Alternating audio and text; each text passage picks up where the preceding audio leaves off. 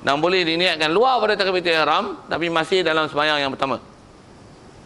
Jadi apa penyertaan itu jelas tentang mana niat tu. Dan saya dah sebut tadi, jika ada sesiapa ada masalah nak hadirkan niat itu dan dia jadi ganggu, maklumlah musafir sekali-sekali kan. Pula tu nak buat tu niat pula masa tu lah baru kelang kabut nak cari ilmu yang dah dia belajar. Itu pun kalau dah belajar, kalau tak faham tu yang merapu je buat sembahyang apa-apa dah. Macam mana pun nak sebut tadi, bila dia susah tu tahu mana? Susah tu nak hadir nak niat macam mana? Niat je aku sembahyang fardu zuhur 2 rakaat qasar, siap untuk qasar itu. Kalau imam lah niatkan ikut imam untuk hadirkan pahala, dapatkan pahala berjemaah. Selesai tu, habis takbir je baru niat. Aku nak jamakkan buh yang bahasa itu, aku nak jamakkan asar ke zuhur ni. Buh dengan perkataan Melayu itu. Dalam hati lah. Tapi yang sebut pula. Kan sebut tu untuk menzahirkan apa yang dalam hati lah kan.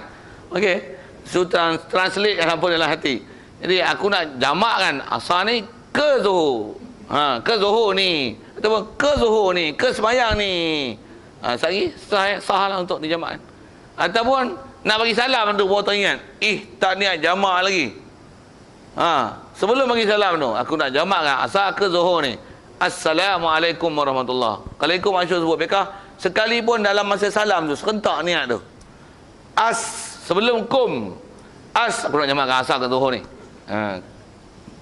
Assalam, jadi askum lah. Assalamualaikum sebelum kum tu selesai lah. Nak jamakkan asar ke zuhur ni sah untuk buat jamak.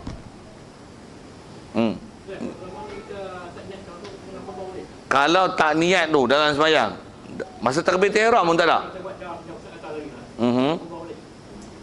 Kalau dengan kaedah Syafi'i kita kena qada pasal tak sah pelaksanaan. Jadi pendetilan pelaksanaan itu tak betul. Istilahnya jahil lah tu. Istilahnya kita nak buat jamak, keharusan ada dari segi jarak, tapi pelaksanaan tu pasal kita belajar tak cukup skill, jadi buat tak betul. Nak buat apam balik, rupanya apam terbalik. Bufi lah bahasa main-main gitu kan. Jadi nak buat kek jadi kok, maksudnya dia tak naik tu, pum, buat macam mana? Buat lain lah. Tu buat lain lah, ayat dia betul lah tu, kena buat lain lah. Pasal dah tak cukup syarat. Jadi kita buat tu istilahnya ilmu tak sempurna. Qada kita dah sebut kaedah dia tu. Jadi maksudnya kalau dalam musafir kita nak qada, boleh yang 4 jadi 2. Jadi kalau kata masih dalam mukim, kena buat 4 lah, dia tak boleh lah pasal syarat nak jadikan 2 tu tak sah. Tapi ayat tu betul, memang kaedah dia mana-mana yang buat tak sah, kaedah kita masyhur dalam mazhab kena qada. Kalau saya ngaji dulu, guru buat misal atas kaedah logik, sebut misal kita bayar bil api, sepatutnya mesti tempat pergi bayar bil api kan. Tapi kita tak bayar bil api, kita tengok orang TMB dia buat kerja tu, kita kena bayar bil api ni ada RM30. Kita tengok ada 5-6 orang duk pasang kabel tu, kita beli nasi lemak apa pagi-pagi. Ini budak orang TMB ni, tak apalah kita niat kat dia orang lah bayar bil api, kita bayar kat dia. Tengok bulan depan delay ada lagi tunggakan bulan lepas tak bayar. Macam mana nak buat? Bayar lah. Dah bayar dah, belanja orang TMB makan. Bayar tak kena tempat. Tu nak buat macam mana? Bayar sekali lagi. Macam tu kot. Mudah kan? Boleh kan? Nak terima logik. Kan? Nak bayar tak kena cara. Tak kena tempat. Kadang-kadang ada orang petikai, buat dah. Ada orang kadang dia guna hadis macam ni. Sikit lah. Yang ni pun Wahabinya style ni. Dia orang Wahabi ni kepala otak dia ke mana? Tak mantap. Kena sepak tak? Pasal fake Wahabi macam ni. Dia kata kaedah dia Allah Ta'ala tak tulis kesalahan, mana kita terlupa, mana kita tersilap. Allah Ta'ala tak tulis salah. Rufi'al qalam an ummati al-khata' wa nisyan wa mastukrihu alaih. Mana tersalah, lupa, mana dipaksa. Jadi ni kita tersalah. Bukan saja buat salah, jadi dimaafkan. Macam mana tu? Dengar saya sebut. Masyhur sebut ulama, maaf tu, maaf salah tu memang salah. Maaf tu maaf, hukum tak berdosa atas kita buat benda tu. Tapi qada kena. Dia cuma maaf di atas tak ucap salah. Tak ucap salah, tak ucap berdosa. Kalau saya saja buat dengan syarat tak cukup, berdosa besar tu. Tapi dah jahil, nasib baik lah tak tahu, jadi tak adalah berdosa. Berdosa tu tidak. Tapi dari segi sah tak sah, buat macam mana? Konteks lain. Jadi menafikan dosa taklah bermakna tak kena buat lain. Syarah dia orang tu tak apa betul tu. Cara dia orang syarah tak betul. Tapi rasanya saya jawab soalan. Ada lain kita memang bicara kita tentang pelaksanaan tu selalunya bab niat ni lah yang selalunya orang bercacau sikit. Dah bercacau apa? Tak pernah belajar pun. Satu bercacau apa? Dia tak pernah belajar macam mana nak niat tu. Belajar dengan buku ya. Tambah pula buka internet, tengok Wikipedia ke mana-mana, surf mana-mana. Untuk baca itu, untuk amal sendiri ngaji tak? Tu yang jadi masalah ni. Satu keedah kita memang mengaji ni jumpa lah senang. Jumpa senang. Kita belajar buku setahun dulu, 5 tahun dulu baca. Ngaji 5 minit je faham. Yang dulu punya susah payah cari tak faham. 5 minit je dengar kuliah. Siap faham lah. Lama 5 tahun kita cari. Okey. Macam mana pun? Soalan kalau ada. Sembahyang kedua tu dia hanya kena niat pelaksanaan dia je lah. Untuk connection jamak selesai dah. Pasal jamak ni dia hanya niat pada sembahyang pertama je. Kita bicara pun jamak takdim kan. Pasal untuk boleh asar bawa ke Zuhur, niat tadi je lah. Dalam sembahyang tu ataupun dalam takbiratul ihram, aku nak jamakkan aku sembahyang pada Zuhur 2 rakaat qasar, dijamakkan asar kepadanya. Okey, itu dah boleh sah untuk jamakkan asar ke Zuhur. Dah habis Zuhur, nak sembahyang asar. Asar tu nak buat macam mana? Nak niat apa? Niat asar je lah. Aku sembahyang pada asar 2 rakaat. Kalau qasar lillahi ta'ala. Selesai? Tak payah. Nak niat apa tak? Niat jemaah sembahyang qasar ni, sembahyang asar, aku sembahyang pada asar 2 rakaat qasar, dijamakkan pada asar. Lah, dah cerita dah tadi. Memang selalu panduan-panduan ada yang tulis tu kan. Yang tu yang kena ngaji tu kena sebut. Tu yang kena ngaji tu. Kita tak faham mana yang kena, yang tak kena tu. Kadang-kadang tulis buku panduan pun, kadang orang tulis panduan tu dia orang pun tak ngaji. No, saya kasar saya cakap gitu tu. Orang yang tulis buku panduan tu kadang dia pun tak ngaji. Dia pun tak ngaji. Dia pun ambil panduan, ambil copy paste, ikut faham dia buat buku. Dia buat buku nak buat apa? Jawab. Dia nak royalty, nak duit. Bukan dia buat buku untuk ajar orang, bagi faham orang buat bagaimana. Dia nak duit. Jadi lagi tebal buku dia buat, lagi mahal jual, lagi besar royalty. Sikit lah. Ini nak sebut orang menulis. Dan memang banyak orang menulis buku atas dasar tu. Ulama kita dulu sikit lagi masih nak syarah tentang royalty. Ulama kita dulu tulis kitab. Tulis kitab kalau orang kopi putus cek dia marah. Jawab. Marah? Tak marah? Marah kot. Tak marah? Lagi dia orang kata apa? Kopi lah macam-macam. Boleh pahala aku semua. Pasal apa? Selagi ilmu ni manfaat untuk di-share kan? Share. Satu tak payah minta izin lah. Kau izin kopi ya, izin share ya. Tak payah. Sekalipun diharamkan, haram share. Macam mana? Share je. Share je, tak ada masalah tu. Sekalipun diharamkan. Adalah isyarat haram kopi dan share. Sikit-sikit tentang isu tu. Zaman ulama macam dulu, macam tu. Bakat tu, siapa salin kita ada lagi dia suka. Orang zaman ni siapa salin, saman. Pelik lah. Manusia mana ni memang pelik. Pasal tu lah, dia bukan faham atau masuk menulis untuk apa. Dia bukan menulis untuk cari saham akhirat, untuk menulis benda betul. Dia menulis untuk royalty, dapat kepentingan dunia. Lain beza ulama dulu dengan orang sekarang. Orang sekarang. Macam mana pun atas pelaksanaan tadi, memang sembahyang kedua dia tak perlulah niat jamak tu. Begitu juga kalau kita panjang sikit ke takhir. Tak takhir sembahyang dalam waktu pertama. Zuhur nak buat asar. Dalam waktu zuhur tu aku nak takhirkanlah sembahyang zuhur ni ke asar. Okey? Jadi kita masuk waktu asar dengan keadaan tak sembahyang zuhur, tak berdosa ya. Pasal apa? Syarat cukup, dah ada niat. Cukup, selesai. Untuk nak pelaksanaan macam ni, tak ada niat jamak apa-apa dah. Pasal apa? Dah niat dah jamak. Untuk nak sembahyang asar macam ni. Aku sembahyang pada asar, kalau 4 lah. Cuma nak buat 2, qasar. Mau jadi qasar. Zuhur, aku sembahyang pada zuhur 2 rakaat, qasar. Kalau nak buat qasar. Kalau 4 lah. Jadi zuhur sembahyang zuhur, asar sembahyang asar. Untuk tak payah niat jamak-jamak apa. Dah niat dah. Dah niat dah. Pasal yang tu lah yang membolehkan zuhur tu bawa ke asar. Jadi asar nak niat apa-apa? Untuk niat jamak tu, tak ada niat apa-apa dah. Pasal dah sah dah niat tersebut. untuk dijamakkan ke asar, dan asar dan zuhur tu nak sembahyang dalam waktu asar tu macam mana? Sembahyang je. Sembahyang je tu maksudnya niat jamak tu tak diperlukan untuk mengesahkan dia. Walaupun yang tu ke jamak takdim tu, tapi saja sebut, dah sebut tu. Tajakkan ke depan. Ya. Kita keluar kawasan dalam waktu zuhur. Okey. Dia dah sampai satu tempat yang masuk asar kan. Ya. Kita semayang kan kosor. Asar tu semayang kosor je lah kan. Zuhur dah semayang, zuhur main tamam kat tempat. Okey. Dah sampai tempat. Ni kan syukur cara maksudnya sistem musafir lagi lah kan.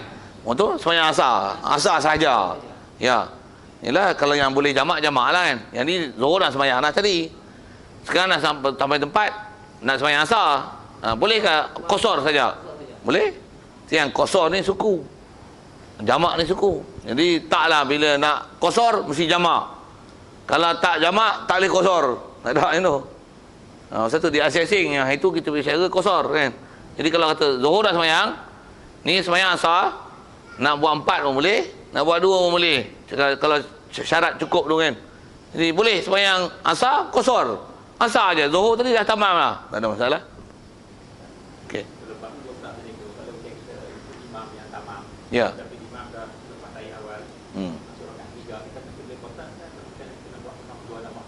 Yang tu pun dah bicara hak minggu lepas tu, tak hadir kat tu rasanya. Pasal soalan tu minggu lepas cerita dah tu. Pasal kaedah sembahyang kosor ni, apa-apa juzuk kita ikut imam sembahyang kosor, sembahyang yang tamam istilahnya, walaupun kita tak ada duduk lagi, imam sembahyang 4 ni, kita bukan ikut 4 tau. Tadi contoh lepas tayat awal kan, jadi imam duduk tayat akhir, dia tak bagi salam lagi, tapi dia sembahyang 4 lah. Kita ikut Allahu Akbar, niat 2 katalah itu, kita niat 2 kosor, imam sembahyang tamam, walaupun kita tak ada duduk lagi, imam bagi salam, jadi sah dah ikut kan. Kita wajib tambah 4, kita tak boleh buat 2. Kedahnya orang yang niat sembahyang kosor, bila dia niat ikut imam yang tamam, dia tak boleh buat 2, dia wajib sempurnakan 4. Orang yang kosor bila dia niat orang yang ikutkan orang yang tamam, dia tak boleh buat 2, bahkan wajib sempurnakan 4. Walaupun yang dia ikut imam tu hanya sekadar dapat takbiratul ihram sebelum imam bagi salam, untuk bagi salam sembahyang dia, kita hanya dapat takbiratul ihram saja, wajib kita sempurnakan 4, tak boleh dia buat 2. Itu disiplin orang kosor ikut jamak. Orang kosor ikut sembahyang tamam. Ya. Ya. Jaga siap. Okey dah. Kamu dia siap. Ya. Saya dengar ada ustaz kata Ya. kalau macam kita ada buat kenduri kahwin lah. Ya.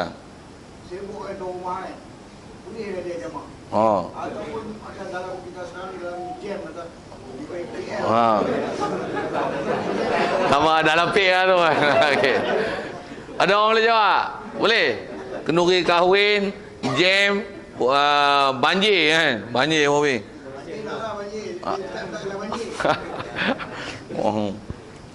Banjir pun kita isu tambahan itu ada cerita sikit. Memang dah cerita apa itu.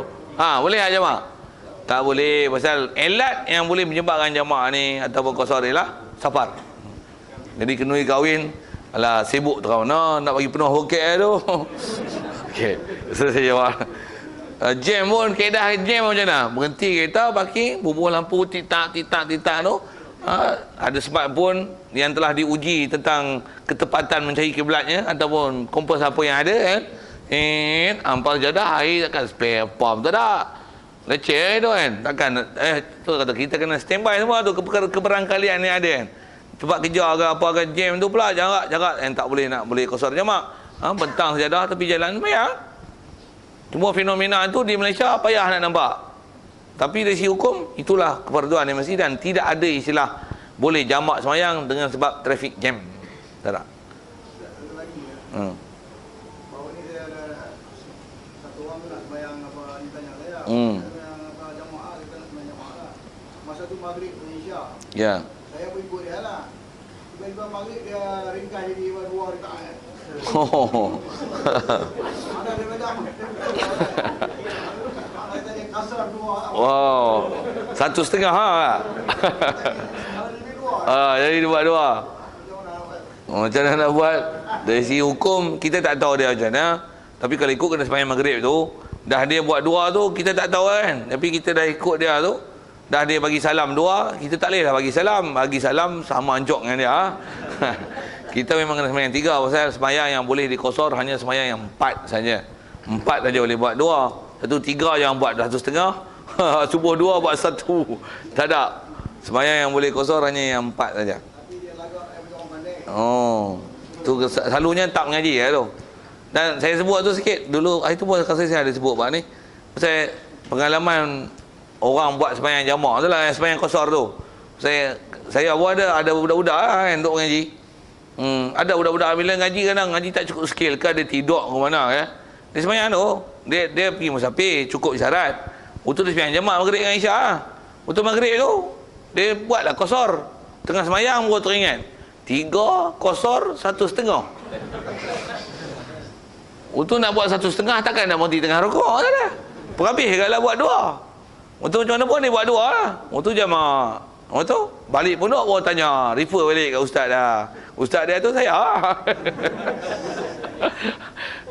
Ustaz macam mana sembahyang ni? Kosor maghrib hari tu ngaji ke mana dah, tak apa nak faham dah. Waktu sembahyang maghrib ke mana? Saya buat 1,5 tapi nak berhenti tengah rukuk. Waktu saya habis kat 2. Tu macam mana ni? Hang kena sembahyang maghrib lain, sembahyang isyak lain. Pasal apa? Maghrib mana ada kosor. Kosor ni 4 baru boleh buat 2. 3 tak jadi 1,5. Oh, tu kah? Okay. Jadi kan tu. Suasana budak tu belajar. Jadi kan. Satu dia kena mengaji. Ya.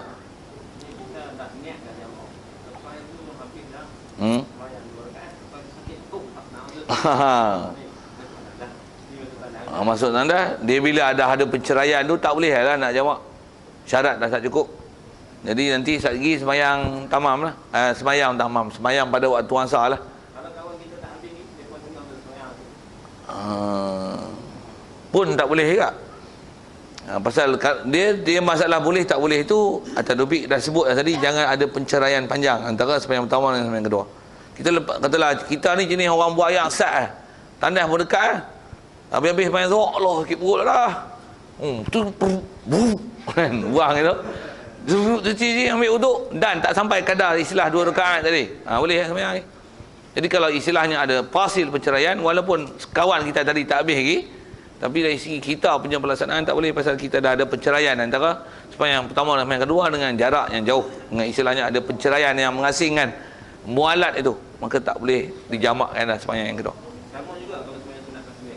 Sembahyang sunat Tasbih mana kan 4 rakaat. ya, 2-2. Tak, sembahyang tasbih dia tak syarat mesti istilahnya mualat. Jadi boleh awal malam 2, tidur dulu, bangun lagi boleh 2 pula sembahyang tasbih. Tasbih tak ada apa. Boleh juga siang, satu katalah hari ni hari Ahad, siang 2 rakaat, malam 2 rakaat, boleh macam tu. Boleh, dia tak pasal dia tak syarat mualat. Tak syarat mualat. Ustaz kata gini, Ya. kita boleh betul-betul tak niat. Contoh masuk waktu zuhur kita nak sembahyang Jumaat akhir lah. Okey. Itu dia jalan dia. Idea. Dia jamak. Ya, bagus soalan tu. Dari segi soalan dia, kita saya jamak takhir kan. Waktu tengok ada masjid, masjid ni kemas jom kita bersinggah sembahyang. Jangan buat tak jadilah takhir, takdim pula. Boleh. Pasal dia kaedah dia walaupun kita dah niat untuk mentakhirkan sembahyang, tapi selagi sembahyang ada dalam waktu sah. Untuk kita sembahyang dalam waktu. Jadi taklah dengan meniatkan takhir tu membatalkan ataupun menghalang kebolehan untuk sembahyang jamak takdim. Ada lain? Ya.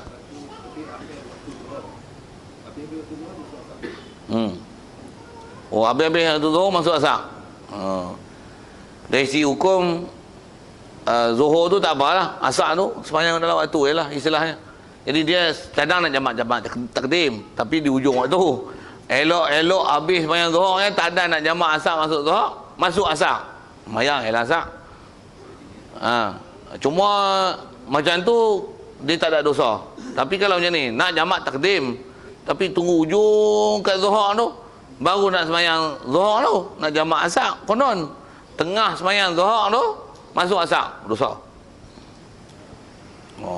Tu kena cerdik lah apa tu. Jadi kita punya management lah kan. Masalah ni management lah. Kita punya pengurusan. Takkan tak boleh manage kita punya diri, kita punya perjalanan, nak urus waktu tu. Jadi pasal kita nak jamak takdim, tapi dalam pelaksanaan ada sebahagian daripada jamak takdim ni keluar daripada waktu. Dosa. Lebih baik takhir tu lah. Ni tak ada ni ujung waktu pun, baik kita takhir lah. Tunggu masuk semayang ni baru kita semayang tu. Tak kita tengah-tengah semayang, tak cukup pula waktu untuk selesaikan semayang pertama ni. Jadi itulah, kena ada skill juga tu. Ya. Mana lagi afdal tu, dia tengok urusan lah. Atas asal-asal hukum, tak ada jamak, istilah jamak apa afdal takdim takhir. Macam mana pun ke atas, kalau saya sendirilah kata atas jiwa takdim takhir ni, seronok takdim ni. Takhir tu ada kes-kes tertentu baru takhir lah. Saja-saja nak takhir ni, tak tahu saya punya jiwa tak macam tu. Tapi kalau atas nama soal afdal tu, pasal dia, seingat saya lah, tak ada istilah afdal takdim takhir, keharusan ada. Afdal tu tak ingat dobit lah. Tapi kalau nisbah pelaksanaan sendiri, kalau saya sendiri tak akan takhir, melainkan jika nak tempat takdim tu tak ada masjid apa kan, masjid ramai crowd sangat kan, baru takhir. Saja-saja nak takhir dah, selalunya kita akan takdim. Terima kasih soalan tu. Yang tu saya kena semak kat, pasal lama tak tengok kitab tu, kena benda tu mungkin ada disebut tapi tak simpan fakta dalam kepala. Tak boleh nak sebut mana afdal tu. Ya.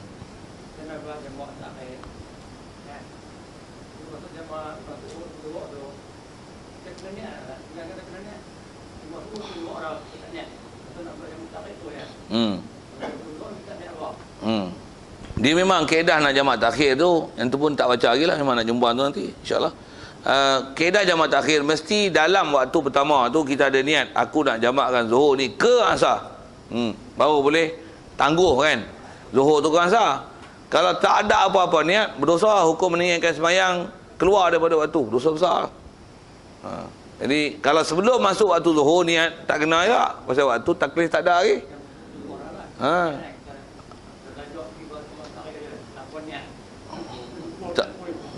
Berdosa tu. Ya. Jadi hukum ni tu, hukum meninggal semayang dengan sengaja kalau dia tak niat. Jadi dia buat kerja itu. Satu yang dengan niat tu, hak tu menentukan kita punya ibadat jadi sah tak sah, berdosa tak berdosa tu. Jamak takdim tak ada masalah, pasti tak keluar tu. Okey. Ni kalau apa-apa nelayan Ya. Dia lebih pada jarak dia lah. Ya. Dia boleh buat semak lah. Ya. Dia nak buat semayang tu dalam perahu. Ya. Ya. Pasal dia main balik jarak boleh dia buat. Dia pakai jarak lah. Ya. Maksudnya dia tak jamak kat laut tu. Lepas dia semayang. Nak semayang susah tu.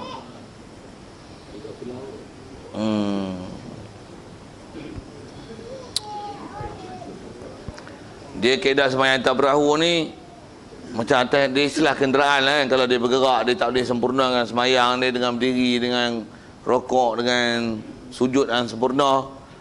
Dari sisi hukum semayang tetap kena semayang kalau dia punya jarak tu tak sampai kan. Jarak sampai kalau jarak sampai, jadi soalannya jarak sampai kan. Kalau jarak tak sampai memang boleh balik rasanya dengan jarak dekat. Tapi kalau kata jarak dia sampai tapi dia nak jawab semayang dalam sana, payah pasal menyebabkan mungkin kemungkinan jatuh dan sebagainya. Jadi dia patah balik, boleh jamak. Kaedah dia pastikan apa tempat dia berlabuh kapal tu bukan Korea lah. Kalau rumah dia dengan tu memang istilahnya ada bukan Korea dia. Dia kampung sana nak pergi ke bagan tempat jeti apa tempat berlabuh ni, tempat orang buat turun ikan ni, itu bukan Korea dia, itu mahalah jemaat lain. Jadi dia memang keluar ni dengan pergi sana memang jarak musafir. Dia tak pergi musafir jamak di laut tu, balik. Jadi kat masjid apa yang tak masuk Korea lagi, sebelum balik rumah dia jamak tu boleh. Tu boleh. Tapi kalau kata memang dia orang laut situ, dia berhenti kat jeti tu, memang masuk dalam Korea dia. Waktu dia mesti selesaikan sebelum dia masuk dalam kawasan. Sebelum masuk dalam kawasan dah, sebelum dia berlabuh. Kalau ikut kaedah buat jamak macam tu. Satu, kalau nak juga jangan berlabuh tu, pergi berlabuh tangan lain tu. Bagi selesai sembahyang tu, turun balik tu. Itu adalah antara teknik supaya sah pelaksanaan jamak dan tak berdosa dengan kita tak sembahyang pada tempat yang sepatutnya, yang kita tak langkau sepadan tu. Itu kot. Ya. Jamak tadi. Ambil kisah pada masa 2 rakaat. Ya. Dia ada masa. Sebab dia setengah mas semayang lagi. Ya. Dia dobit 2 rakaat tu standard lah. SOP, Standard Operation Procedure. SOP. Maksudnya selalunya prosedur pelaksanaan tu 2 rakaat tu 1 minit. Saya pun tak biasa suka tu yang dia kena tengok. Biasanya jangan kira orang laju gila yang tu ada ya. Ada yang 2 rakaat tapi kat 10 minit dah sembahyang. Jadi dia tengok standard lah. Standard ni maksudnya mengikut piawaian 2 rakaat selalunya orang biasa dengan pelaksanaan yang ghalibnya berapa minit. Kalau nak gunakan minit tu sukalah minit tapi kalau kita memang nak sembahyang tu macam mana buat atas kaedah dia tak lihat pada orang terlalu laju dan tak orang terlalu perlahan, bahkan dia tengok piawaian yang kebiasaan pada ghalib. Itu kaedah. Ada lain? Baik, yang ketiga syarat dia kata dia asalisu al-mualatu. Yang ketiganya adalah mualat bainal ula wa tsaniyah, bainal salatil ula wa salatis tsaniyah, antara sembahyang pertama dan sembahyang kedua. Taswir kata mualat tu bi alla yatula al-faslu bainahuma, dengan bahawa tak panjang perceraian antara keduanya, baina solatain, antara dua sembahyang tadi, zuhur asar, begitu juga maghrib dan isyaknya. Baik, fa in tala urfan, jika panjanglah pada uruf tu. Istilah dobit kitab disebut uruf, kadang-kadang ada kitab disebut adah. Jadi uruf adat ialah istilah benda yang samalah. Yang bila pasal dia tak ada sukatan syarak, istilah nak panjang perceraian tu dikira uruf, dan uruf tadi sebagian ulama meletakkan kadar 2 rakaat sajalah. Walau bi uzrin, sekalipun kata dia uzur tu macam ada dengan ada uzur sekalipun. Kadang umin, contoh diberi uzur tu tidur. Main zuhur, habis-habis zuhur ngantuk gila, kena lena. Kena tidur kat sana. Satu. Wajib takhiru solati as-saniyati, wajib mentakhirkan sembahyang yang kedua. Kalau tadi contoh sakit perut je, habis-habis main zuhur sakit perut, memang kena buang, tak buang lagi tamak dengan sembahyang kedua. Buang. Kalau ada pasil, wajib takhirkan sembahyang kedua dalam waktu dia. Jadi tak bolehlah nak dijamakkan sembahyang. Walaupun ada sedikit soalan tadi, kalau cerdik sikit, ulang lagi sekali boleh tak? Okey. Tak sebutlah, ulangan sembahyang ulang adalah martabat sembahyang sunat. Okay. Jadi wajib ditakhirkan sembahyang saniyah ila waqtiha, kepada waktu dia. Jadi tak boleh keuzuran jamak di situ berlaku lah. Wala yu'adzaru fi mualati bainahuma faslun yasiru urfan. Wala yadurru, tak jadi mudarat, maksudnya tak jadi masalah fi mualat, dalam masalah mualat ni bainahuma antara dua sembahyang tadi, faslun yasirun urfan, perceraian yang sedikit pada uruf. Jadi uruf tu kadar dia, cuma kitab kita ni dia tak sebut. Atas dobit yang selalu disebut dalam kitab-kitab lain, kadar uruf tu ialah kadar sekurang-kurang 2 rakaat sembahyang sunat. Okey. Wa amma jamu takhir, adapun jamak takhir fayajibu fihi. Okey. Kita masuk jamak takhir ni. Adapun jamak takhir fayajibu fihi an yakuna bi niyatil jam'i. Jamak takhir bahawasanya wajib pada jamak takhir mestilah ada niat jamak, mesti ada. Dan niat jamak ni mestilah pada wa takunu niyatu hadhi fi waqtil ula, dan adalah niat jamak ini pada waktu pertama, pada waktu sembahyang pertama. Sembahyang zuhur, untuk jamakkan zuhur dengan asar mesti dalam waktu zuhur. Mana-mana juzuk zuhur selagi tak masuk asar, dan mesti masuk je zuhur sebelum asar, ada mana-mana dalam waktu tu diniatkan aku nak jamakkan zuhur ke asar. Barulah hukum tak meninggalkan sembahyang dengan sengaja, yang barulah tak jadi berdosa dengan menangguhkan sembahyang zuhur ke asar tersebut. Wa yajuzu takhiruha ila an yabqa min waqtil ula zamanun walau tudiat fihi kanat adaan. Dan kata dia harus mentakhirkan niat ini ila an yabqa, sehingga bahawa kekal masih tinggal daripada waktu sembahyang yang pertama, zamanun satu jangka masa yang lawib tudiat fihi, jikalau dimulakan sembahyang yang pertama daripada waktu itu, kanat adaan, jadilah sembahyang itu tunai. Maksudnya nisbah waktu nak tangguh boleh sampai tahap tu. Kita buat misal contoh, nak sembahyang jamak takhir ni, Zuhur bawa ke asar. Katalah asar 4.30. 4.30 ni kalau Zuhur 4 rakaat tu 5 minit cukup tak? Sembahyang boleh tak? Sembahyang ringkas-ringkas 5 minit selesai. Dalam masa 5 minit sebelum habis Zuhur, dia niat di situ, aku nak jamakkan Zuhur ke asar, sah. Dan tak berdosa. Boleh sampai tahap tu dia nak tangguh. Jadi masuk je Zuhur, kalau asar 4.30, boleh sampai 4.25 baru niat untuk jamakkan Zuhur ke asar, sah. Tapi kalau lebih daripada tu, maksudnya asar 4.30, 4.29, the last minute, baru nak niatkan aku nak jamakkan Zuhur ke asar. Yang memang kalau dilaksanakan Zuhur, akan ada sebahagian pada juzuk Zuhur termasuk dalam waktu asar, berdosa besar. Hukumnya cuai, careless about your ibadat. Bofi bahasa careless lah, sedap punya bahasa Inggeris. Careless. Jadi hukum cuai dengan ibadat. Jadi istilahnya steam buat lali boleh tak sembahyang. Masuk asar dah. Jamak. Padahal dah masuk asar dah pun niat jamak. Tu lagi celaka apa tu. Bofi bahasa itu. Ada orang dia lali macam tu.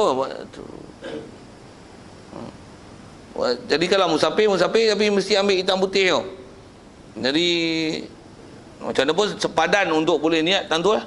Sekalipun dia takhirkan sampai dah waktu sesingkat itu, sah, masih sah untuk diniatkan jamak takhir. Siap. Wala yajibu fihi jamun takhir tartibun wala muwalatun wala niyatul jam'in ala sahihi fi salasa.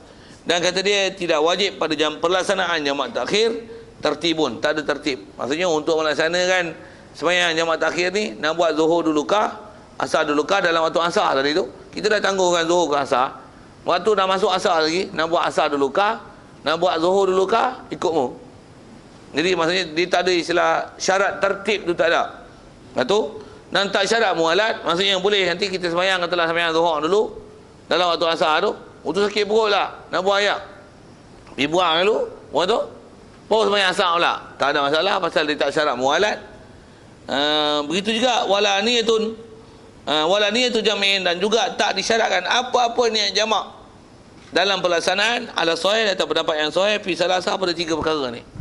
Jadi bila jamak takhir, untuk niat jamak, apa niat apa jamak, tak ada apa-apa niat jamak yang disyaratkan untuk mengusahakan. Niat juga yang pasal kamu. Tapi tak ada syarat-syarat apa-apa untuk niat jamak. Jamak takhir ialah antara kaedah pelaksanaan jamak yang paling mudah. Maksudnya apa? Tak ada bab-bab niat yang berkaitan bab jamak. Dia cuma ada dalam waktu pertama, kalau telah Zuhur ni, aku nak jamakkan Zuhur ke asar. Selesai. Masuknya asar lagi, sembahyang asar. Sembahyang Zuhur, selesai. Nak niat apa? Sembahyang Zuhur, sembahyang asar lah. Kalau nak qasar saja, aku sembahyang pada asar 2 rakaat qasar. Aku sembahyang pada Zuhur 2 rakaat qasar. Dan niat jamak apa-apa? Tak ada apa-apa syarat niat yang perlu untuk diniatkan untuk jamak takhir. Patah ilmu senang. Bila baca buku tu yang penting, susah. Dengar lah, senang ya lah. Memang senang, kan susah mana pun. Okey. Ikut apa yang kita bicara tentang jamak takdim takhir itu selesai. Ada soal? Masih senang. Kalau saya nak niat takhir tu, saya kata 4.30 susah. Okey. 4.28 baru niat untuk susah kan. Ya. Kalau betul-betul susah. Dari segi sah, tapi berdosa. Pasal berdosa tu pasal takkan tak ambil peduli langsung. Padahal benda yang cukup senang, niat pun. Sampai boleh cuai di situ, tak perhatikan waktu untuk takhirkan, niatkan jamak takhir itu. Itu istilah dia cuai lah, carelessly lah. Dari segi sah, tapi careless. Bukan careless.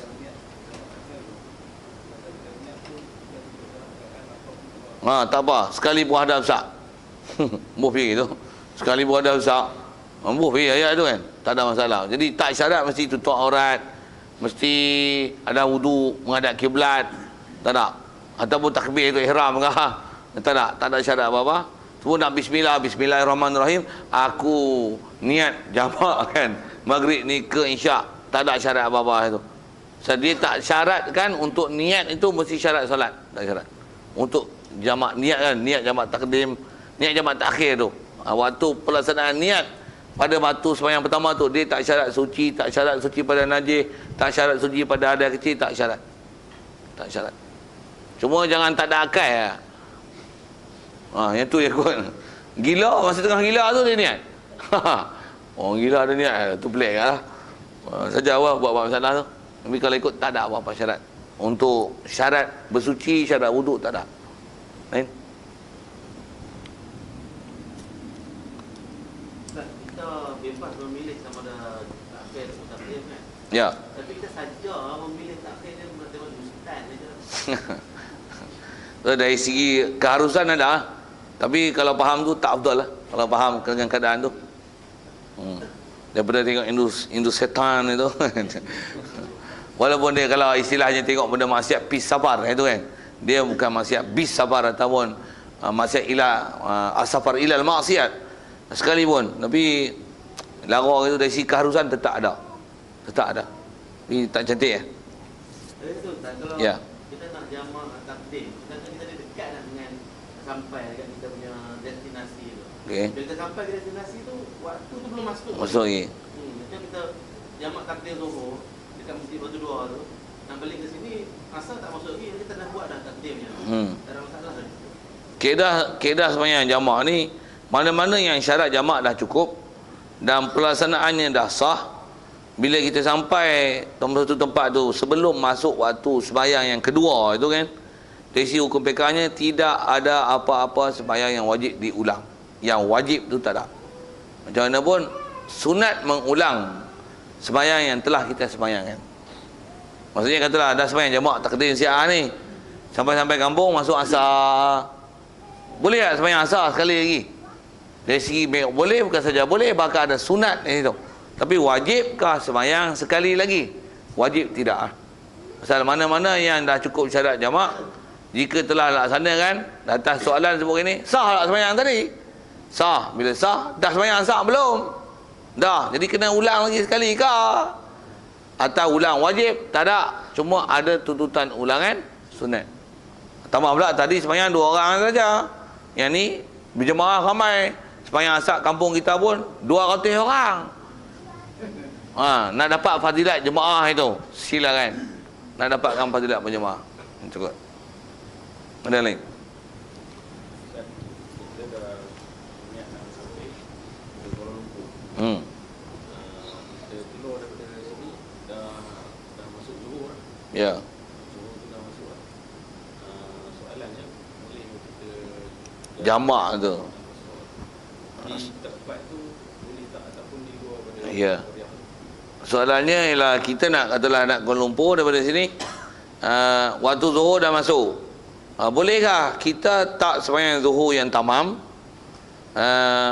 tapi kita nak buat istilahnya kebolehan, keharusan sembahyang musafir lah. Kaedah dia dari segi keharusan boleh walaupun waktu dah masuk. Waktu dah masuk dari takrir sembahyang ada. Tak disyarat untuk boleh sembahyang jamak qasar ni mesti keluar qaryah sebelum waktu masuk. Dia tak ada syarat tu. Bila tak ada syarat, maksudnya kalau waktu dah masuk, katalah waktu Zuhur, lepas tu kita katalah memang nak musafir, tapi kalau kita sembahyang dalam waktu sagi tak boleh nak asar, kena sembahyang dalam waktu dia kan.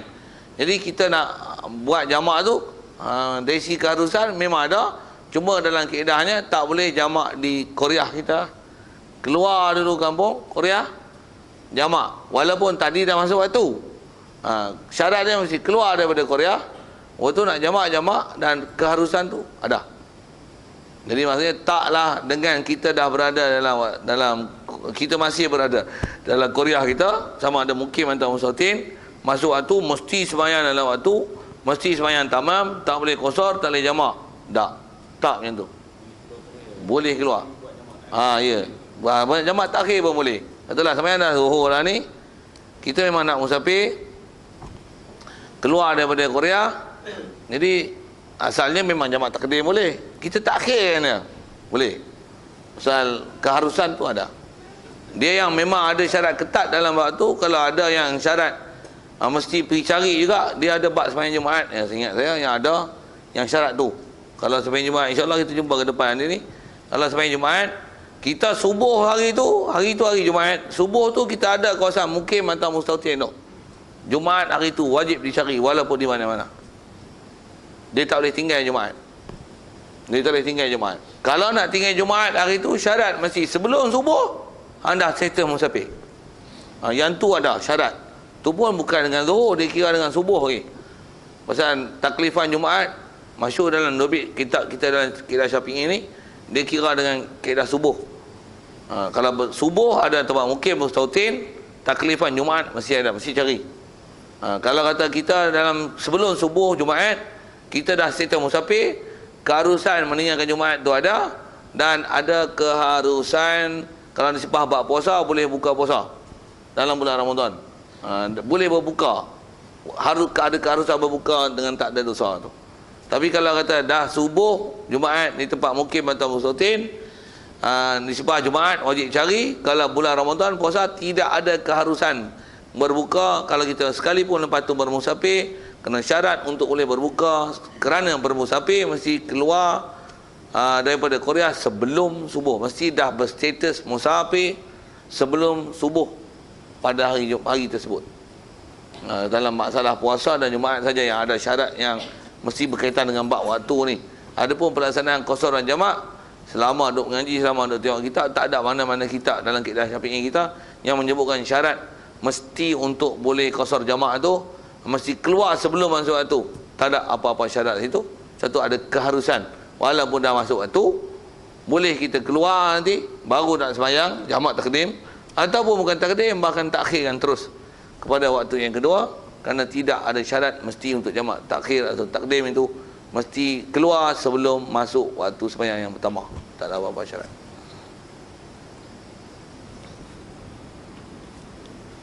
Ada lagi kita tu. Ke depan kita ni ialah bab sembahyang jamak, bab hujan. Yang tu pun kena perhati juga. Kena tahu kokok jadi tu. Dan yang ni ialah kalau sebut sekali lalu tu saja, antara jamak, yang satu lagi yang memang ada nas sabit yang boleh kita buat jamak dengan dia, yang itulah dipanggil sembahyang jamak dengan sebab hujan. Hujan tu yang menyebabkan jamak. Jadi ilat ada hukum jamak tu adalah hujan. Hujan boleh jamak. Kalau yang kita duk bicara qasar jamak yang itu safar, ni hujan. InsyaAllah kita bicara itu. Wallahu a'lam. A'udzubillahi minasyaitonir rajim. Bismillahirrahmanirrahim. Allahumma nawwir qulubana min nur hidayatika kama nawwartal arda min nur syamsika wa abada bi rahmatika ya arhamar rahimin. Warzuqna fahman nabiyyin wa hifdzal mursalin wa ilhamal malaikatil muqarrabin wa salim tasliman ala jamil anbiya'i wal mursalin walhamdulillahirabbil alamin. Assalamualaikum warahmatullahi wabarakatuh.